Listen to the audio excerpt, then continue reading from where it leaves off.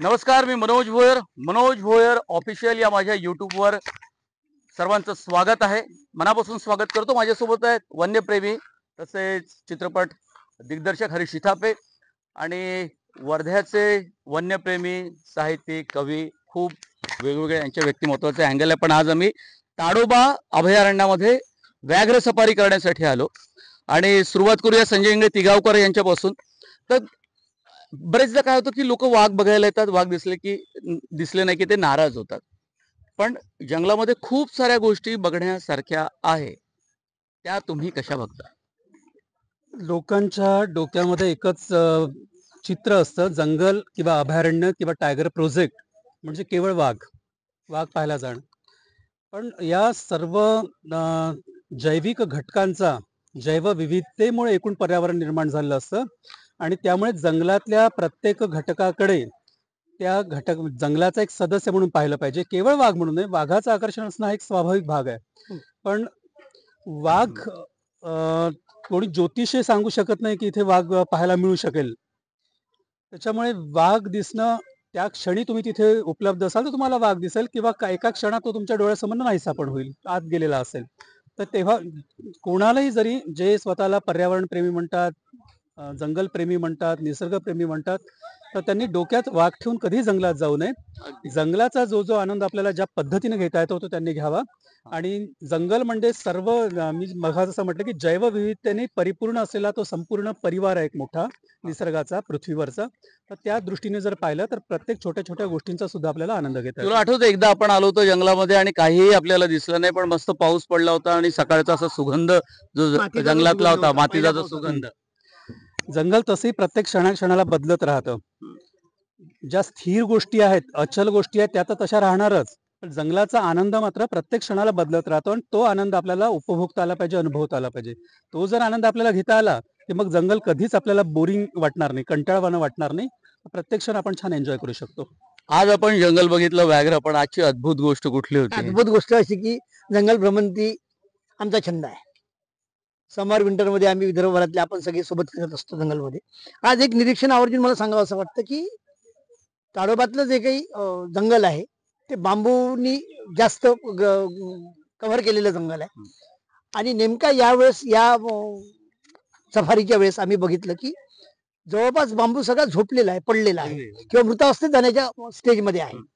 तर सहज प्रश्न आला की बांबू का असा इतका का वाढलेला आहे? मध्यंतरी 2-3दा पाऊस येऊन गेला. तर गाईडनी सांगितलं की नाही, याला आता फुलं आलेत, फ्लॉवर आलेत, तुम्ही बघा. त्यामुळे बघितलं की सगळा बांबू फ्लॉवरनी भरलेला होता. आणि जेव्हा बांबू फ्लॉवरवरती येतो तेव्हा तो मृत अवस्थेमध्ये जातो. ही नवीन इन्फॉर्मेशन त्याने आम्हाला दिली आणि 40 वर्षानंतर ही घटना परत आज घडलेली आहे. आता हा सगळा मृत अवस्थेमध्ये जाणार, त्याचं खत होणार, दोन परत मातीला मिळणार आणि याच्या ज्या बिया पडतील त्या बियांपासून परत नवीन बांबू जंगलामध्ये येणार. तर मला आज ही उत्सुकता तयार झाली की जेव्हा आता रेनी सीझन सुरू होईल तेव्हा या बिया पडलेल्या बांबूची जेव्हा नवीन बांबू येईल, ती जी लँड आहे हिरव्या कंच कोवळ्या बांबूंची आणि पसरलेली, ती बघायची उत्सुकता आता वाढलेली आहे आणि त्याकरता विंटरला नक्की यायचं. सई सुद्धा माझ्यासोबत आहे. सई, पटकन ये. सई, नेहमी आपण आता इतके वर्ष झाले साधारणतः वाघ बघतो, बिबट बघतो, अस्वल बघतो, कधी आज कोणाला बघितलं? कारण आज सईने जे आपल्या कॅमेरामध्ये कॅप्चर केलेलं आहे, प्रत्येक वेळेस आपण टायगर्सला बघतो. 5 वर्षाचा, 6 वर्षाचा, 10 वर्षाचा, 11 वर्षाचा. पण आज आपल्याला कब्स दिसलेत, जे की खूप रेअर असतात. आणि एक नाही 2 कब्स दिसलेत. त्यांचे खेळायचे मोमेंट्स, त्यांचे पाण्यातली मस्ती, आणि ते फक्त 1 महिन्याचे कब्स होते. बघायला खूप मज्जा आली आणि खूप सुंदर प्रकारे आपण कॅमेरामध्ये कॅप्चर केलंय. So it was one of the most memorable trip. डोळ्यासमोर लेकरं खेळताना पाहण्याचा जो आनंद आहे, तो वाघाचे लेकरं उघड्या डोळ्यांनी 10-15 मिनिटं पाहायला मिळाले, आणखी काय पाहिजे? मला वाटतं टिपेश्वरच्या जंगलात की आपण ताडोबाच्या जंगलात पाण्यामध्ये सगळे पोहळले होते आणि एकमेकांमध्ये आपण बफर झोन मध्ये त्यावेळेस पाहिलं होतं. आणि जसं मी सुरुवातीला म्हटलं की फक्त वाघ म्हणजे जंगल नाही. अच्छा, पण खरी गंमत यात अशी आहे की जेव्हा जेव्हा वाघ दिसतो तेव्हा प्रत्येकच निसर्गप्रेमीला किंवा पर्यावरणवाद्याला सुद्धा आनंद होतो. कारण त्यांच्या हालचाली, त्यांचं एकूणच निसर्गात बिंदास वावरणं असेल, नवीन जनरेशन तयार होते आणि ही नवीन जनरेशन पर्यटनासाठी इतर लोकांना आकर्षित करत राहते. फक्त एक काळजी पर्यटक म्हणून आपण सर्वांनी घेतली पाहिजे की जंगल कोणत्याही प्रकारे बाधित होणार नाही आपल्यामुळे, आपल्या वावरणामुळे. कारण निसर्गाचा एक स्वभाव आहे, त्या स्वभावाप्रमाणे निसर्ग वावरत राहतो, जडणघडण त्याची तशी होत राहते. पण माणूस नावाचा प्राणी त्यात हस्तक्षेप करतो आणि अनेकदा जंगलांचं मूळ स्वभाव जो असतो तो बदलत जातो, तर तो बदलू नये आणि जंगल जसं आहे तसंच राहावं आणि त्याला पूरक ठेवण्यासाठी, पर्यावरण पूरक ठेवण्यासाठी प्रत्येक पर्यटकाने, प्रत्येक माणसानं मदत केली पाहिजे, मदतीचा हात दिला पाहिजे. तू आज कोणाला मिस करतो? म्हणजे आपली ही सगळीच मुलं खूप लहानपणापासून आपल्यासोबत जंगलामध्ये फिरत होती, तू ज्याची मजा घेत राहायचा किंवा आज मी मिस करतोय आणि त्या क्षणाला मी ते बिलकुल मिस केलं. आशयला, आशय म्हणजे आमच्या मनोज भोयर यांचे सुपुत्र. आणि आज 2 कप आले आणि नेहमी आमच्याकडे 2 कप राहायचे, सई आणि आशय. आज एक आज कप नेमकी missing 1 कप था. होते आणि 1 कप मिसिंग था. तो विंटर में आशय साथ में चाहिए. मेरा पार्टनर मिसिंग था. तोपर्यंत तारा ज्युनियरचे हे कप 5-6 महिन्याचे झालेले असतील आणि दोन्ही पोरं तोपर्यंत बऱ्यापैकी. बरं, प्रत्येक वेळेला आपण विदर्भातले जंगल पालथी घालतो, वारंवार बघत राहतो, पण आपण विदर्भाच्या बाहेर पडण्याचं ठरवलं होतं. यावेळेला तुम्ही ठरवणार आहे आणि त्यावर इम्प्लिमेंट काही करणार आहात? काय आहे, जंगल भ्रमंतीवरती सगळ्या गोष्टींचं नियोजन करण्याचा अधिकार आम्ही आमचे जे वाईल्ड लाईफचे वार्डन म्हणा किंवा आमच्यासाठी आमचे मार्गदर्शक म्हणा, पालक म्हणा, त्यांच्यावरची जबाबदारी आम्ही सोपवतो. बांधवगड आणि जिम कार्बेट हे 2 टार्गेट आमचे आणि आहेत. सुंदरबन आहे. आणि सुंदरबन सुंदरबन सुद्धा. आहे. त्याचं डिझाईन त्यांनी करावं. I am always ready. तू तर आपण नक्कीच करता येईल, कारण प्रत्येक जंगल सुद्धा वेगवेगळं असतं. म्हणजे काही जंगल पानगळी मधले असतात, काही जंगल काही कोरड्या वातावरणात वावरणारे असतात. तर या प्रत्येक जंगलाचं सुद्धा एक व्यक्तिमत्व असतं आणि या प्रत्येक व्यक्तिमत्वाची जर भेट घ्यायची असेल तर त्या प्रदेशात जाऊन तिथल्या टायगर प्रोजेक्टला किंवा तिथली अभयारण्य जी असतील. म्हणजे आठवण मी तुला कोकाचं जंगल सांगेल की ते तू आम्हाला आवर्जून दाखवलं होतं.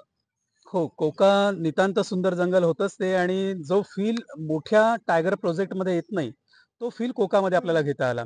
बोर अभयारण्य सुद्धा असं आहे, ज्या पद्धतीनं ताडोबा अंधारी व्याघ्र प्रकल्पाचं नाव घेतलं जातं, बोर अभयारण्य सुद्धा असं आहे की तो भारतातला सर्वात छोटा व्याघ्र प्रकल्प आहे. आणि छोटा असून सुद्धा अगदी पहिल्या क्षणापासून तुम्हाला तो जंगलाचा फील देत राहतो.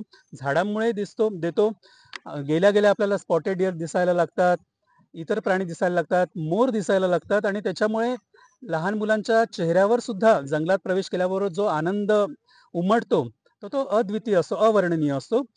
हा आनंद मुलं जर तुमची आयुष्यभर हिरवी कंच राहिली पाहिजे असं वाटत असेल, त्यांचं व्यक्तिमत्वच झाडांसारखं हिरवं राहिलं पाहिजे, आणि ती मुलं मोठेपणी सुद्धा पर्यावरणाला मदत करणारी झाली पाहिजे असं वाटत असेल, तर लहानपणापासून मुलांना जंगलाशी, निसर्गाशी, पर्यावरणाची प्रयत्न प्रत्येक पालकाने केला पाहिजे. आता यावर्षीचा ज्ञानगंगा अभयारण्याचा अनुभव आम्ही दोघांनी बापलेकांनी घेतला. अत्यंत सुंदर जंगल. बुलढाणा जिल्ह्यात. बुलढाणा जिल्ह्यातलं त्याला आजनचं जंगल म्हणतात. म्हणजे 70% झाडं त्यामध्ये आजनाची आहेत. बिबट आणि अस्वलीसाठी अत्यंत पोषक असं ते जंगल आहे. रॉ आहे, दगडांनी ग्रस्त आहे आणि त्यामध्ये आजन आणि मोठा बॅकवॉटर. सुंदर जंगल. तिथे काय वाईल्ड लाईफ आपल्याला दिसलं हा विषयच नाहीये. ते जंगल अनुभवताना जो आनंद मिळतो तो प्रचंड वेगळा आनंद आहे आणि आम्हाला तो आनंद खूप मिळाला. आणि आमचा हा प्रयत्न राहील की विदर्भातलंच ज्ञानगंगा सुद्धा विदर्भातल्या लोकांनी आवर्जून पाहावं. आणि होय, बाहेर जे लोक येतात पुण्या मुंबईचे त्यांनी ताडोबा सोबत विदर्भातली इतर जंगल पण पाहावी असं या निमित्ताने मी नक्कीच सगळ्यांना विनंती सई, येस. काय खूप वेगवेगळ्या आठवणी आपल्या मनामध्ये असतात साधारणतः. खूप वेगवेगळ्या जंगलाचं एक वेगळं वैशिष्ट्य असतं. सर, त्याच्या काही आठवणी असतील? खूप काही आठवणी आहेत. एकतर आपण नागझिऱ्याला गेलो होतो आणि म्हणजे तेव्हा आम्ही लहान होतो, मी आणि आशा, आणि आमचं असं होतं की लेपर्ड किंवा टायगर दिसणं म्हणजेच आपण सक्सेसफुल सफारी झाली असं होतं. तर आम्ही दोघं जण खूप चिडून होतो की आम्हाला काही दाखवत नाही, तुम्ही तुमचं बघता, आम्ही आलो की आम्हाला तर काही दिसत नाही. आणि मग आमचं खूप भांडणं, आणि बस आता आपण निघणार जंगल सफारी करून, आणि लास्ट मोमेंटला टर्न घेऊन तिथे लेपर्ड बसलेला, ज्याचा आपण 2 तासापासून वेट करत होतो. So that was the moment जेव्हा मी आणि आशय असं होतं की आशय दिसला फायनली. तर ते जे एक असतं की आपण इतका पेशन्स ठेवतो आणि फायनली आपल्याला आणि ते आशा दिसतं. झोपला होता झोपलं झोपून. होतं. आणि आणि लगेच खडबडूनच्या जागेत डोळे उघडले तर समोर पाहत होतं बिबट. आणि तो ते जे एक्सप्रेस होतं, म्हणतात की शॉक बसल्यानंतर माणसाचा चेहरा घाबरल्यासारखं काहीतरी आणि होतो. ते पण अगदी जवळ. पण आशयच्या त्या एक्सप्रेशन मध्ये मी एक गोष्ट शिकलो की जेव्हा माणसाला मोठा धक्का बसतो तेव्हा चेहरा स्प्रेड होतो, खुलतो चेहरा. होय. असा होतो, असा नाही होत.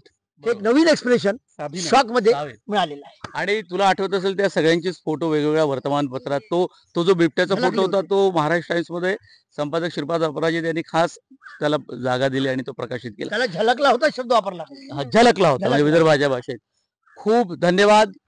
हा व्हिडिओ शूट केलाय विक्रांत खडसे यांनी, सई इथापे, हरीश इथापे आणि संजय इंगळे तिगावकर, आणि मी स्वतः मनोज भोयर.